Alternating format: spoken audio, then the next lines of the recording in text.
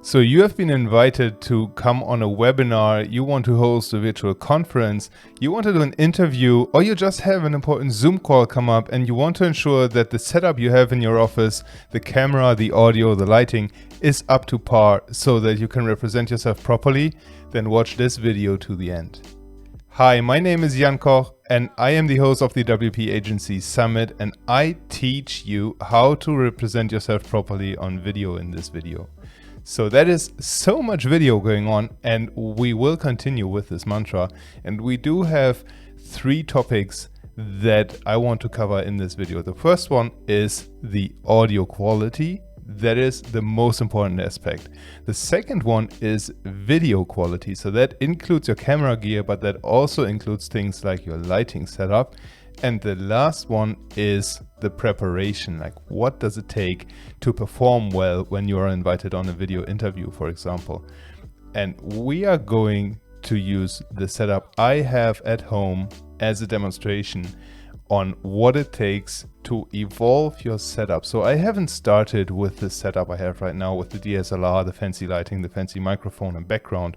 I sure didn't. I started with a simple webcam, and I'll walk you through various stages of equipment that you can use to represent yourself properly in video and audio, so that when you are going onto a podcast, that when you are going onto a webinar, or you just have an important Zoom call with a client that you want to keep, or a lead that you want to close and turn into a client, so that you know what to do, how to set up your gear in these cases. So let's talk audio first. As you can see, I have a professional microphone right now set up in front of me. That is the Rode PodMic, but that doesn't need to be the first step. In fact, what you can do, you can start with something like this. This is the Rode Link Lav omnidirectional microphone, and it is a really affordable way to get good audio quality. You can just sneak this under your shirt, you can sneak this onto your collar, something like here. And I do have one right in front of me actually, which looks like this. Let me just bring this up into the camera. There we go. So this is how these things look like. And with Rode microphones, you have to be aware that if you want to plug them right into your computer, you have to get the ones with the black connector. Whereas if you want to plug them into your microphone, or if you want to plug the microphone into your smartphone, for example, and if you want to shoot videos on the go, you need, let me put this into the camera again, you need the gray connector. That's really, really important. You cannot put a gray connector Rode lavalier mic into your computer. It just won't work. It won't recognize it. Now, Rode isn't the only manufacturer, of course. You can also look at something like this. That's the Shure lavalier mic. It is a little bit cheaper, it's a little bit more affordable.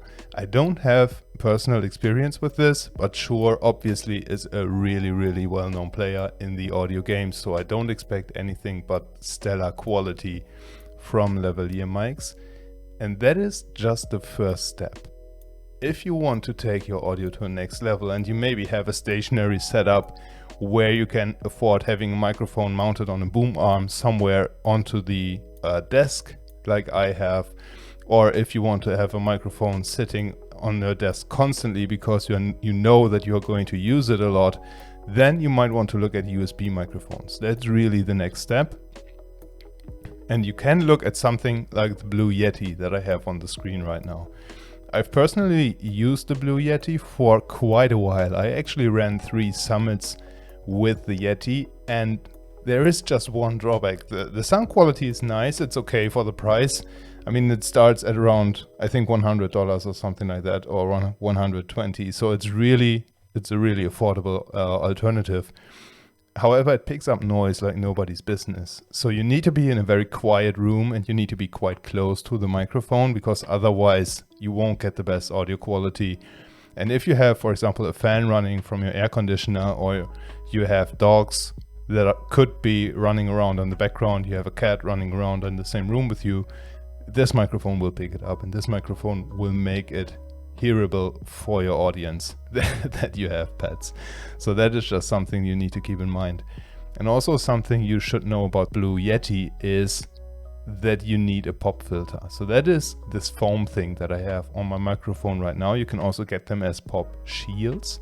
So these are just things you put right in front of the microphone, really, to limit the noise of plosives.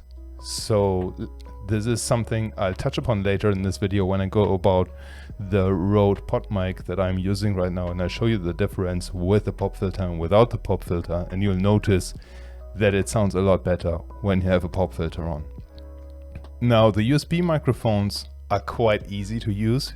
As the name suggests, you just plug them into your computer using USB, and then they are ready to go, and you can use them in tools like Skype, Zoom, vMix, StreamYard, whatever you want. And also, what is cool with the Blue Yeti, as you can see on the screen right now, you can plug your your headphones into the Blue Yeti directly. And what that allows you to do is similar like I am doing right now. I'm not sure if you can tell, but I wear headphones right now to monitor myself, so I can ensure that my audio quality is nice, that the audio level is consistent, that I'm not peaking out, that I don't have any weird hisses or any plosives coming through. And that is something, if you are going to record more video, then you want to be able to monitor yourself, and having the headphone input into your microphone is a really important aspect of any microphone that you want to use. Now, you can use different microphones than the Blue Yeti. I want to recommend one other microphone, and that is the ATR 2020. That is Audio-Technica AT 2020 USB Plus. And it's currently at $150. Again, a USB microphone, and that also is a really high quality product that you can rely on, and probably you won't need any better than that, really, because the quality that it gets out of your voice is really impressive. However, I would recommend that you order multiple microphones when you're just starting. If you are really getting into this and want to get a professional microphone, you might find that you like the sound of one better than one of a different microphone. So you want to be able to compare. So I would suggest, if you want to get a USB microphone, get the Yeti and get this one, compare them next to each other, and then keep the one that you like the most. That is a really important step, because it obviously gives a lot of personality, and you want to make sure that your voice is coming through in a way that you like it. So that's for the USB microphones. And when you want to take it up another level, you are talking about XLR microphones like the one I'm using right now. So XLR cables, they look like this. Let me get them into the focus. There we go. This is something that you cannot put straight into your computer, really. It's something that needs to be connected into an audio interface that then goes into your computer. There are people that find XLR microphones confusing, and if you haven't used one, I get it, because you cannot put the XLR cable directly into your computer. You need an audio interface for that in between. So essentially what you would do is you have a microphone cable that goes into an audio interface, and that audio interface usually connects via USB into your computer. So it's really just one extra device that you need. And the microphone I am using right now is the Rode pod mic, which is out of stock on Amazon.com right now, but you can get it on different places. And it is a really nice microphone. I really like it. I paid around 130 euros for that, so it's not that expensive. That's like $150 probably.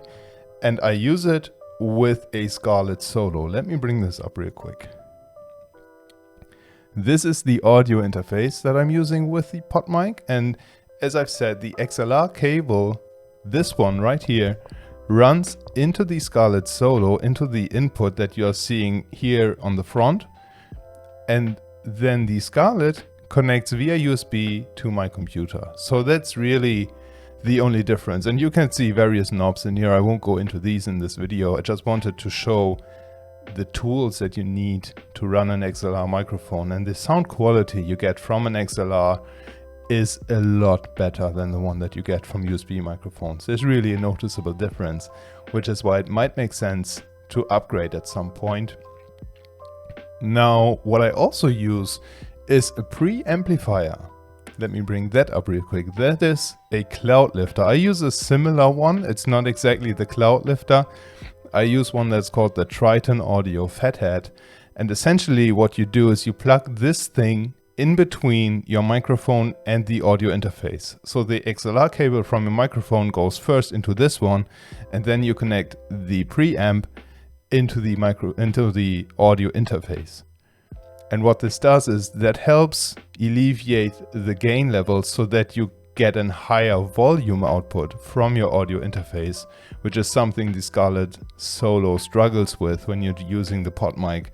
You'll have a hard time getting proper output levels, getting a volume level that is easy to understand, that is loud enough if you're not using a preamplifier. The Scarlett simply isn't powerful enough to drive this microphone. But with something like a cloud lifter or the Fathead, that is definitely avoidable, and you get really nice and crisp audio. Now, one thing that I've mentioned earlier is the pop filter, as you can see. And to be honest, I hate this thing. I hate how it looks, but I love how it sounds. So right now I've recorded the entire video with this pop filter. Let me take this off and demonstrate how much more plosives, so the sounds that P's and T's make, without the pop filter. So this looks so much better, I think. I love the design of the pod mic, but the audio quality and especially the plosives like the P and the T and the D, they are terrible without the pop filter. So if I'm speaking right into the microphone, you can clearly hear the P's and the D's, and you hear the plosives making these not so nice noises, if you will. That is because I'm speaking directly into the microphone. When I tilt it like this, and I'm speaking over the microphone, so the air is flowing over the microphone and not directly into it, it is a little bit better, but you can still catch some plosives every now and then. And also it's really difficult just because I have to keep my mouth always slightly on top over the microphone, and I have to keep the same distance so that the audio levels are staying at least somewhat consistent throughout the recording. You can always sort this out a little bit in the editing and in the post-processing, but it's still noticeable that you have the plosives going on. Now, when I turn the pop filter back onto the microphone, it is so much easier to handle, and you can immediately hear a difference. At least that's what I think. I immediately hear a much smoother sound, a little bit deeper voice maybe even.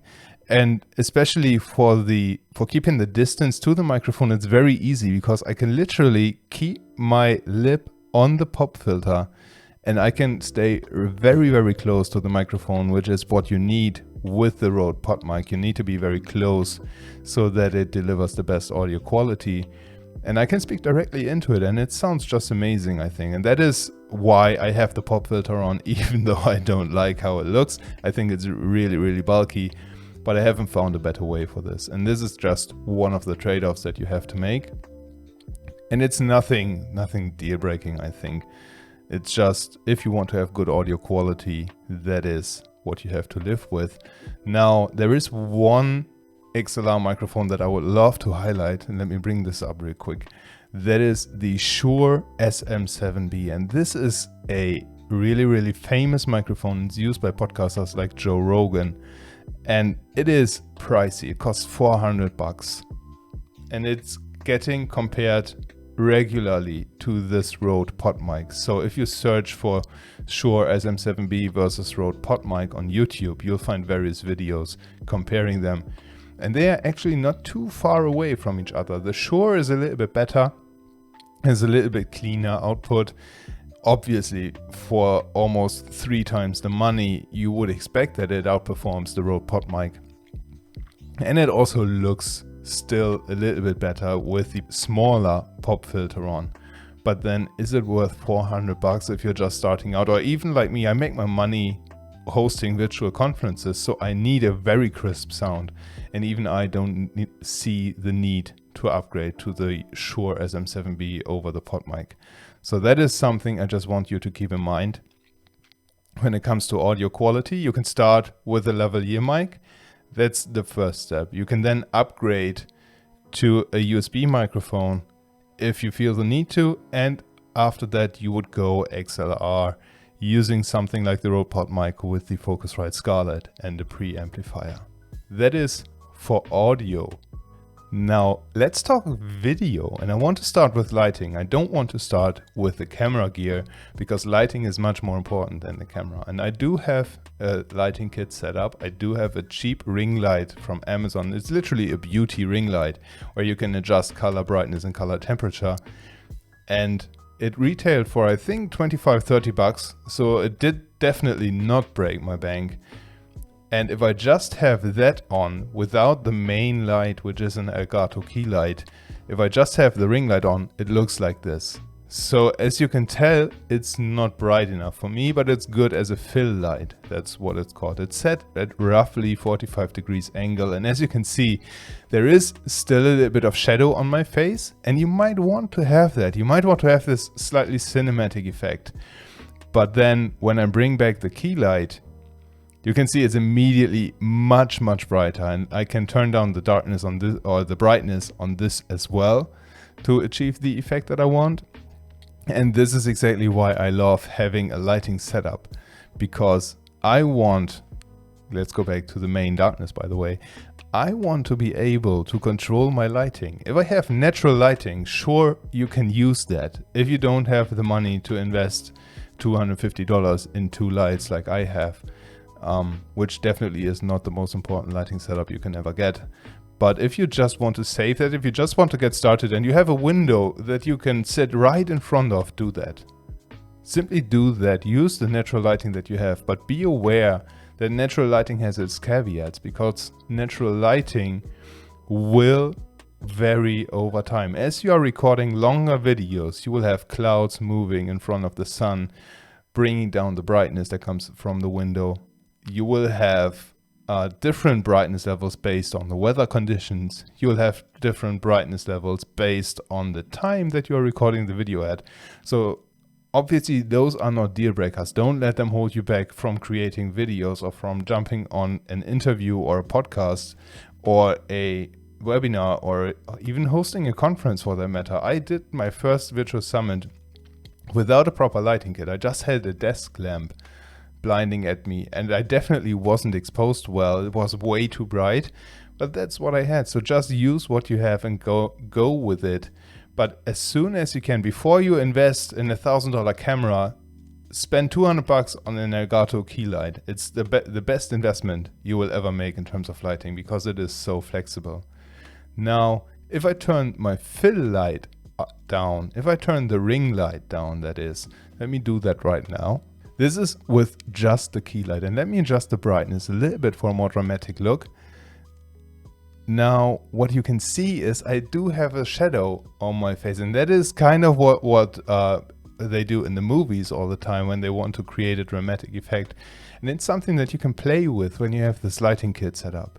It's something that you can find your unique spin on, that you can find your take on and how you want to look on videos. And that's something that obviously with just a window in front of you, you cannot do. And in fact, I do have a window right in front of me, and I do have a window to the side of me, and I have all the blinds closed when I'm recording videos so that I can have this consistent lighting, and this lighting that I can control in terms of color, in terms of temperature, in terms of brightness.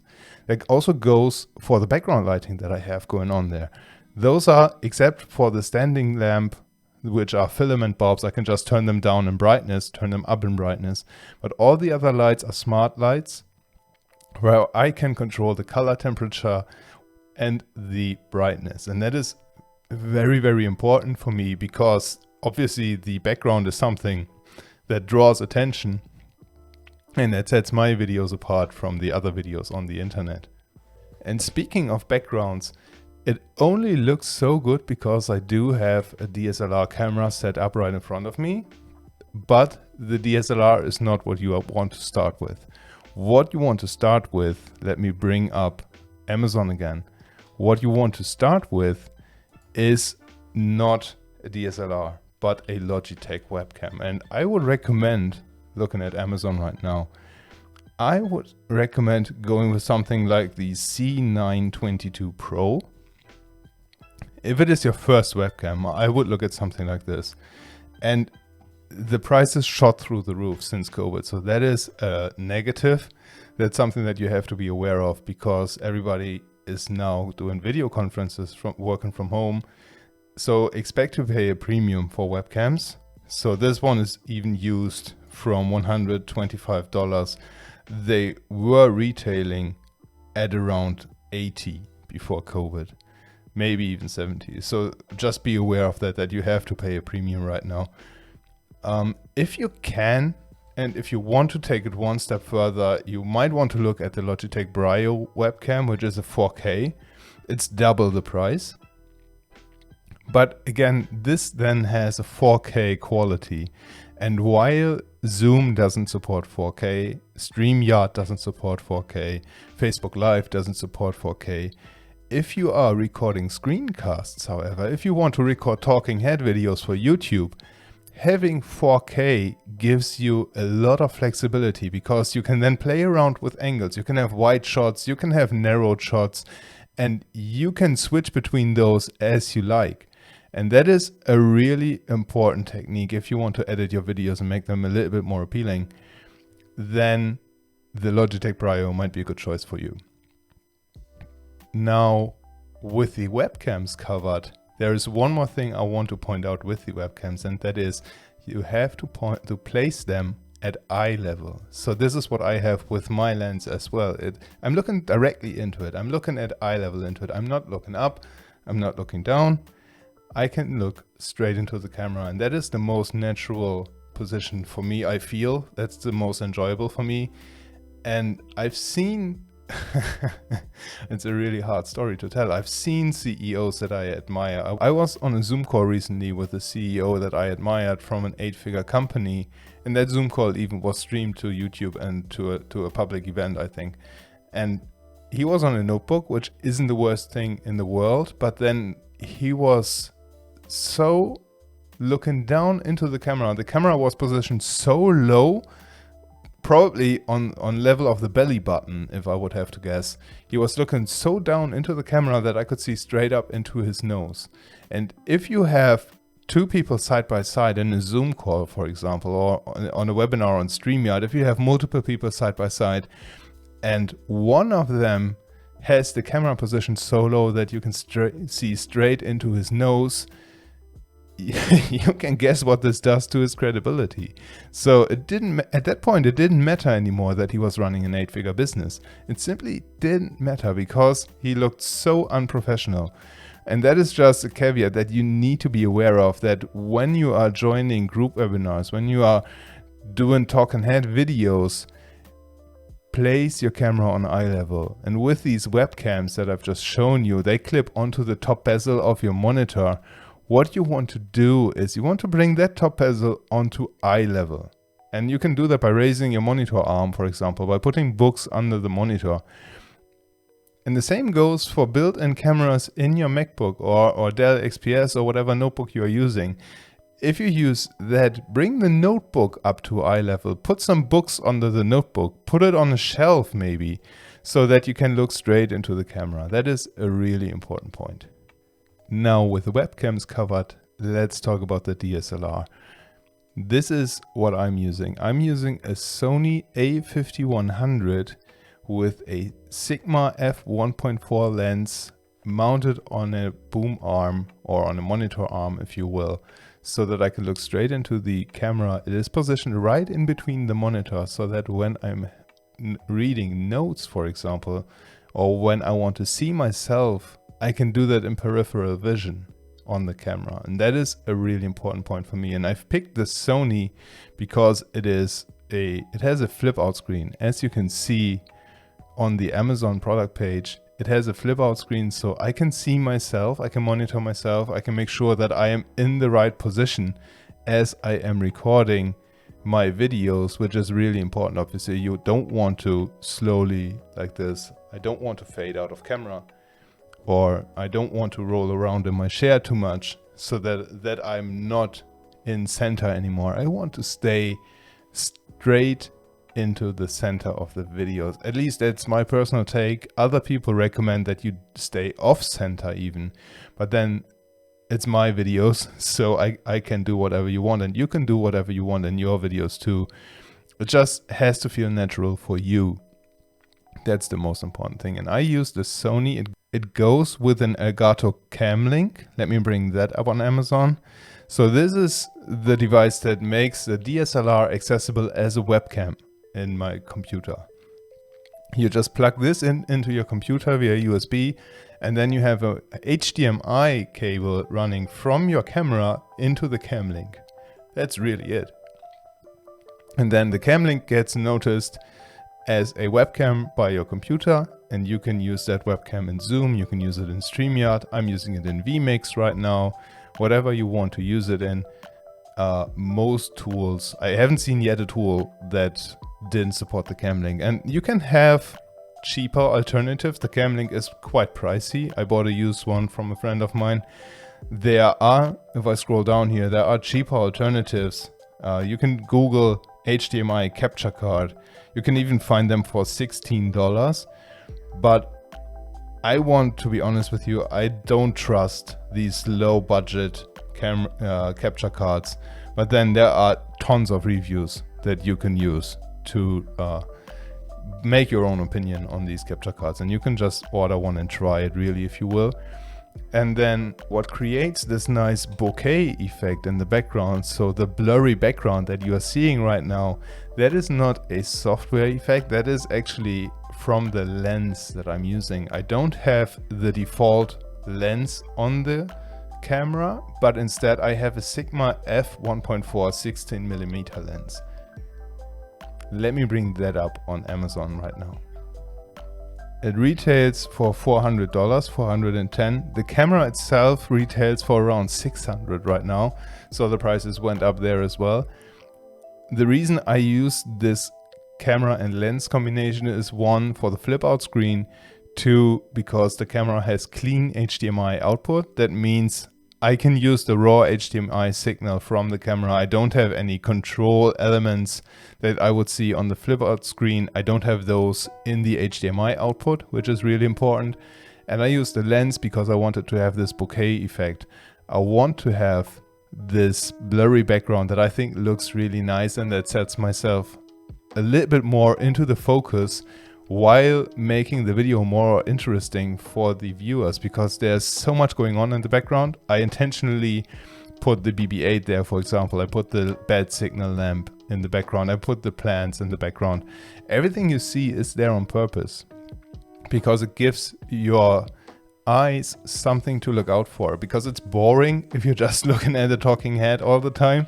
You have to make the video background a little bit appealing as well, and that's what I'm trying with this bokeh effect and all the stuff I have going on in the background. And that's really my setup. So there is the DSLR, there's the Cam Link, there's a nice lens going on, and the background. And let's keep the background out of the equation for now, because that is definitely different for you. The DSLR, the Cam Link, and the lens were around €1,000 for me. That is what I've paid, and prices may vary depending on when you're watching this video, of course. And lastly, let's talk about the preparation before you go onto the video call. No matter whether that's a call with an important client, no matter whether that's you being interviewed on a video podcast, whether you host a webinar, whether you want to run a virtual summit even, preparation is the key for looking good. I mean, you can have the best gear in the world, but if you don't know what you're talking about, people will notice within the first minute of watching the video that you're putting out.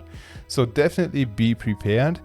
Do your research on the person that you are talking to or on the topic you want to cover in the video. If you're being interviewed, if you are the guest on a video podcast, for example, do your research on the podcast. What type of questions does the host usually ask? What interest does he or she have? What can you expect to be thrown at you during the interview? Like, do they have the same questions for every guest? Do they have different questions? Did they send you an outline maybe that you can use to prepare yourself? That's really, really important. If you want to have a talking head video like the one you are watching right now, I recommend you script it out. this actually is my first time that I've scripted a video to the T. So I'm not reading the script. I'm going off script every now and then, but I memorized the script, and that helps me get every single point across that I want to get across. And on the other hand, that script will turn into a blog post. That script will turn into the video description for YouTube SEO purposes. That script turns into email newsletters and into social media updates. You can repurpose that in so many ways. It is, honestly, I have been flabbergasted, and I feel stupid for not scripting my videos earlier. Now, you can obviously use a teleprompter and you can practice reading a script from a teleprompter. I'm not at that level yet, to be honest. I don't want to spend a couple of $100 on a teleprompter because I don't do video marketing that much. And I also like the natural flow of going off script every now and then and talking about something that just comes into my mind as I'm recording the video.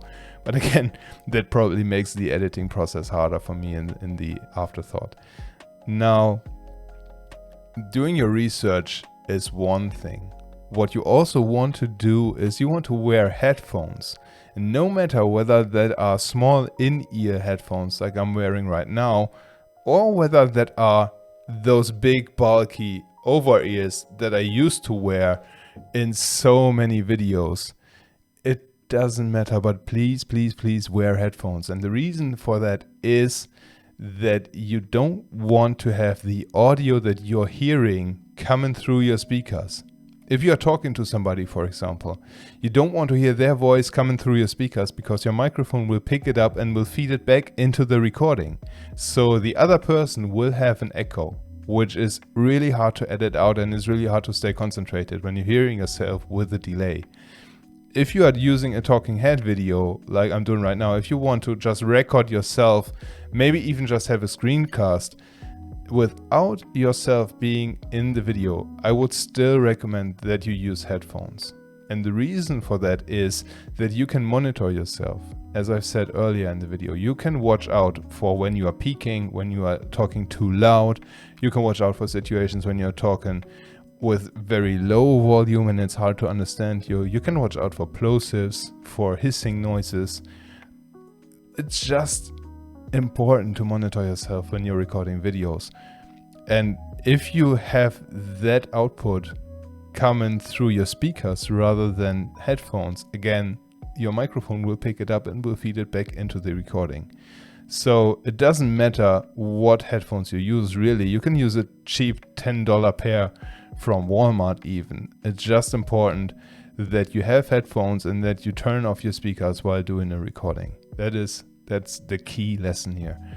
And lastly, I want to finish this video with something that might be quite obvious, but for me itself, it was too simple to think about it for many years. And that is, you want to have pen and paper ready to take some notes while you're doing a video. So this is more important for doing interviews and for being guests on a podcast, for hosting a summit or stuff like that, for going live. You want to be able to take notes, and you want to be able to take notes silently. When you're typing, I was used to taking notes digitally, and I would type on my keyboard while I was on the recording, and I would have to mute myself because obviously the typing noise is not something you want to have in the recording. So I was constantly muting, unmuting myself, and that was a real pain because at some points I would speak while I was muted and nobody would hear me. On the other hand, I thought I was muted and I was typing away and I wasn't. And the podcast host would ask me to do that section again because then again the typing noise was while I was talking. So it's really important that you have something silent to take notes on, and pen and paper really just works for this.